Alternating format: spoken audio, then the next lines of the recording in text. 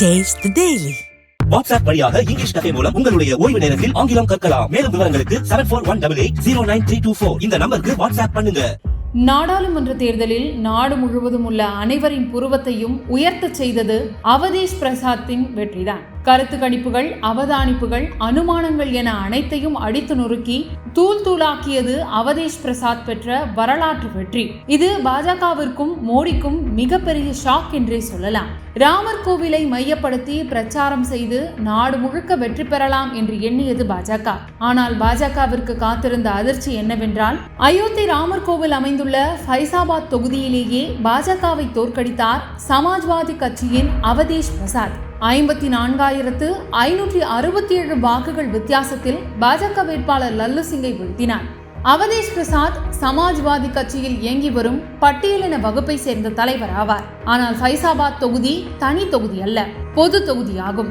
ராமர் கோவில் அமைந்துள்ள பொது தொகுதியில் பட்டியலின சமூகத்தை சேர்ந்த ஒரு தலைவரை நிறுத்தி பாஜகவை வீழ்த்தியதுதான் இந்த தேர்தலில் அகிலேஷ் யாதவின் மாஸ்டர் ஸ்ட்ரோக் என்றே சொல்லலாம். சமாஜ்வாதி கட்சி உத்தரப்பிரதேசத்தில் அவரை ஒரு தலித் தலைவர் என்ற அடையாளத்துடன் முன்னிறுத்தவில்லை என்றாலும், யாதவ் கட்சி என்று பார்க்கப்படும் சமாஜ்வாதி கட்சியின் தலித் முகமாக அவர் இருக்கிறார். மோடியை கலங்கடிக்க செய்த இந்த அவதேஷ் பிரசாத் யார் என்பதையும் அவருடைய அரசியல் பின்னணி என்ன என்பதையும் விரிவாக பார்ப்போம். சட்டம் படித்தவரான அவதேஷ் பிரசாத் தனது 21 வயதில் ஒரு சோசியலிஸ்டாக அரசியலில் இறங்கினார். முன்னாள் பிரதமர் சரண் சிங் நடத்திய பாரதிய கிராந்தி தளம் கட்சியில் இணைந்து செயல்பட்டார். சரண் சிங்கை தான் தனது பொலிட்டிக்கல் ஃபாதர் என்று அவதேஷ் பிரசாத் குறிப்பிடுகிறார். 1974ஆம் ஆண்டு அயோத்தி மாவட்டத்தில் முதல் முறையாக சட்டமன்ற தேர்தலில் போட்டியிட்டார் அவதேஷ். 1975ஆம் ஆண்டு இந்திரா காந்தியால் எமர்ஜென்சி கொண்டு வரப்பட்ட போது அதனை எதிர்த்து கடுமையாக செயல்பட்டார். ஃபைசாபாத் மாவட்டத்தின் எமர்ஜென்சி எதிர்ப்பு போராட்ட குழுவின் இணை ஒருங்கிணைப்பாளராகவும் இருந்தார். அதற்காகவே அவர் சிறையில் அடைக்கப்பட்டார். அவதேஷ் சிறையில் இருந்தபோது அவரது தாய் இறந்து விட்டார். அப்போது அவரது தாய்க்கு இறுதி சடங்கினை செய்வதற்கு கூட அவதேஷுக்கு பரோல் வழங்கப்படவில்லை. எமர்ஜென்சிக்கு எதிராக போராடியதால் கடைசியாக ஒரு முறை தனது தாயின் முகத்தை பார்க்கும் வாய்ப்பினையும் இழந்தார் அவதேஷ். ஆனாலும் சிறையில் இருந்து வெளிவந்த பிறகும் அரசியலில் தனது தீவிரத்தை அவர் குறைத்துக் கொள்ளவில்லை. சரண் சிங் மதசார்பற்ற ஜனதா தளம் உள்ளிட்ட பல்வேறு கட்சிகளை ஒன்றிணைத்து லோக் தளம் கட்சியை உருவாக்கினார். 1981ஆம் ஆண்டு இக்கட்சியின் பொதுச் செயலாளராக ஆனார் அவதேஷ் பிரசாத். அப்போது உத்தரப்பிரதேசத்தின் அமேதி தொகுதியில் இடைத்தேர்தல் நடைபெற்றது. அப்போது காங்கிரஸ் கட்சியின் சார்பாக ராஜீவ்காந்தி போட்டியிட்டார். இதனால் அத்தேர்தல் கடும் பரபரப்பான ஒன்றாக இருந்தது. ராஜீவ்காந்தியை எதிர்த்து லோக் தளம் கட்சியின் சார்பில் சரத் யாதவ் களமிறக்கப்பட்டார். இடைத்தேர்தல் முடிந்து வாக்கு எண்ணிக்கை நடைபெறும் போது வாக்கு எண்ணும் மையத்திலிருந்து அவதேஷ் பிரசாத் வெளியேறக்கூடாது என்று உத்தரவிட்டார் சரண் சிங். அப்போது வாக்குச்சீட்டுகள் ஒரு வார காலத்திற்கு எண்ணப்பட்டன.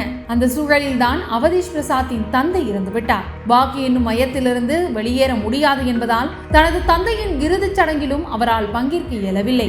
பின்னர் லோக் தளம் கட்சியில் பல பிளவுகள் ஏற்பட்டன. ஜனதா தளத்தில் இயங்கி வந்தார் அவதேஷ் பிரசாத். 1992ஆம் ஆண்டு முலாயம் சிங் யாதவ் ஜனதா தளத்திலிருந்து பிரிந்து சமாஜ்வாதி கட்சியை தொடங்கிய போது அவருடன் இணைந்து கொண்டார். சமாஜ்வாதி கட்சியின் பொதுச் செயலாளராகவும் ஆனார். 2024 நாடாளுமன்ற தேர்தல் தான் அவதேஷ் பிரசாத் வெற்றி பெறும் முதல் நாடாளுமன்ற தேர்தல் ஆகும். ஆனால் 9 முறை உத்தரப்பிரதேசத்தில் சட்டமன்ற உறுப்பினராக வெற்றி பெற்றிருக்கிறார் அவதேஷ் பிரசாத்.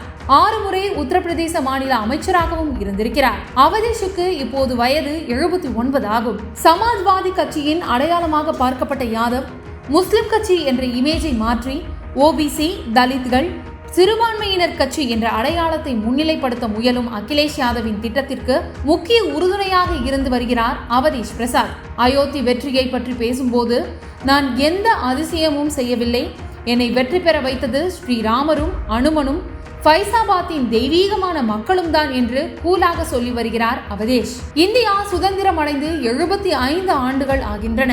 ஆனால் இன்னும் ஃபைசாபாத் மாதிரியான ஒரு பொது தொகுதியில் என்னை போன்ற பட்டியலின வேட்பாளரை நிறுத்துவதற்கு எந்த கட்சியும் முன் வருவதில்லை. இது அகிலேஷிடம் இருக்கும் சித்தாந்த உறுதியினாலேயே சாத்தியப்பட்டது.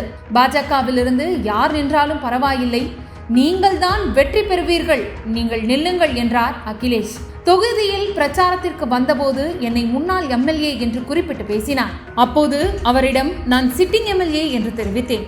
அப்போது அகிலேஷ், நீங்கள் உறுதியாக எம்பி ஆகிறீர்கள் என்பதால் தான் உங்களை முன்னாள் எம்எல்ஏ என்று சொன்னேன் என்று சொன்னார். இவ்வாறு அகிலேஷ் யாதவின் மன உறுதியை பற்றி வியந்து பேசுகிறார் அவதேஷ். ராமருடைய பாதை என்று சொல்லி அயோத்தியில் 13 கிலோமீட்டர் தூரத்தில் 20 மீட்டர் அகலத்திற்கு உள்ள வீடுகள் எல்லாம் அகற்றப்பட்டன. பழைய கோவில்கள் சிலவும் அழிக்கப்பட்டன. வீடுகளை இழந்தவர்களுக்கு உரிய முறையான இழப்பீடும் கொடுக்கப்படவில்லை.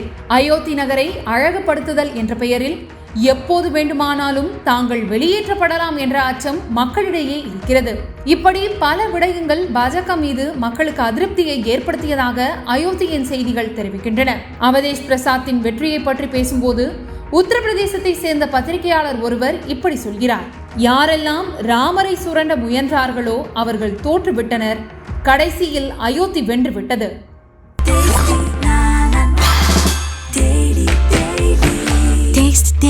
Taste the Daily. வாட்ஸ்அப் வழியாக இங்கிலீஷ் கஃபே மூலம் உங்களுடைய ஓய்வு நேரத்தில் ஆங்கிலம் கற்கலாம். மேலும் விவரங்களுக்கு 7418809324 இந்த நம்பருக்கு வாட்ஸ்அப் பண்ணுங்க. மின்னம்பலம்.com தமிழின் முதல் மொபைல் பத்திரிகை.